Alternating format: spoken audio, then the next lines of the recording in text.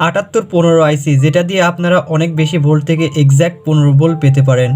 তো এখানে আমি আজকে দেখাবো কিভাবে 24 ভোল্ট থেকে 15 ভোল্ট পাওয়া যায় অ্যান্ড এর কানেকশনগুলো আপনাদের ফার্স্ট টু লাস্ট দেখাবো। এখানে আমরা দেখতে পাচ্ছি 18 ভোল্টের একটা ট্রান্সফর্মার ব্যবহার করছি, যেখান থেকে আমরা মোর দ্যান 24 ভোল্ট আউটপুট পাবো। তো এই 24 ভোল্ট আউটপুট থেকে এখানে আমরা দুইটা তার লাগানো আছে, এই দুইটার থেকে আমরা এক্স্যাক্ট কিভাবে দেখবো যে আর কি 7815 আইসি দিয়ে এক্স্যাক্ট 15 ভোল্ট পেতে হয়। তো চলুন আপনাদের কানেকশনটি দেখাই যে কীভাবে কানেকশন করতে হবে। তো বন্ধুরা, আপনারা জাস্ট প্রথমে এইটা এরকমভাবে ধরবেন, আমি আবারও বলছি আপনারা এরকমভাবে ধরবেন, নট এভাবে, এভাবে ধরা যাবে না, জাস্ট আপনারা এভাবে ধরবেন। তো এখানে আপনারা বেশ কিছু 3টা লাইন দেখতে পাচ্ছেন, ফার্স্ট লাইন, সেকেন্ড মাঝ লাইন অ্যান্ড থার্ড লাইন। যেটা মাঝখানেরটা আছে এটা গ্রাউন্ড, এটা কমন হিসাবে আপনাদের কাজ করবে। মাঝখানেরটা গ্রাউন্ড, যেটা কমন হিসাবে কাজ করবে। অ্যান্ড যেটা প্রথমে দেখতে পাচ্ছেন এইটা আমি বাঁকা করলাম, এইটা সাধারণত হবে ইনপুট প্লাস। আমি আবার বলছি এটা হবে আমরা ইনপুট প্লাস, অ্যান্ড মাঝখানেরটা হবে গ্রাউন্ড, যেটা উভয়ের কমন আসবে আর কি। অ্যান্ড যেটা মাঝখানেরটা শেষেরটা আছে সেটা হবে আউটপুটের আর কি লাইন হবে। তো আপনারা যদি না বুঝতে পারেন আমি একটা পিকচার দিয়ে দেবো ভিডিওর উপরে, আপনারা দেখে নিতে পারেন। তারা যদি না বোঝেন তাহলে আমরা এখন কানেকশন করে দেখাবো কিভাবে আর কি কানেকশন করতে হয়। তো আমার এই ট্রান্সফরমারের দুইটা ওয়্যার দেখতে পাচ্ছি, একটা ব্ল্যাক অ্যান্ড একটা রেড। তো আমাদের ব্ল্যাক এখানে যেটা আছে ব্ল্যাক ওয়্যারটি নেগেটিভ, অ্যান্ড যেটা রেড আছে এই রেড ওয়্যারটি সাধারণত পজিটিভ।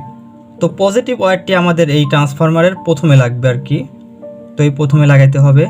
অ্যান্ড যেটা মাঝখানে দেখতে পাচ্ছি এইটা আমাদের যে ব্ল্যাক হবে সেটা হবে মাঝখানে লাগবে, তার মানে গ্রাউন্ড হবে। তো বন্ধুরা চলুন এখন আমি কানেকশনটি করে দেখে দিই কীভাবে আর কি কানেকশন করতে হয়। ওকে বন্ধুরা, আমাদের ফাইনালি কানেকশনটি শেষ হয়েছে। এটা আমাদের ট্রান্সফরমার থেকে আসছে ইনপুট লাইন, এইটা লালটা, মানে যে 1 নাম্বার যেটা আছে সেটাতে হবে আর কি। তো এটা আমাদের ইনপুট লাইন প্লাস, এটা প্লাস হবে, আই মিন পজিটিভ হবে। অ্যান্ড মাঝখানে যেটা দেখছেন এটা হবে নেগেটিভ। মাঝখানেটা যেটা দেখছেন যে কালো ওয়্যারটি আসছে এটা হবে নেগেটিভ। অ্যান্ড আর আউটপুট হবে এইটা, মানে শেষেরটা অ্যান্ড মাঝখানেরটা। তো আউটপুট হবে শেষেরটা অ্যান্ড মাইনাসটা, এটা 1, মাঝখানেটা 2, এটা 3। 1 নাম্বার হবে ইনপুট, 1 আর 2 হবে ইনপুট।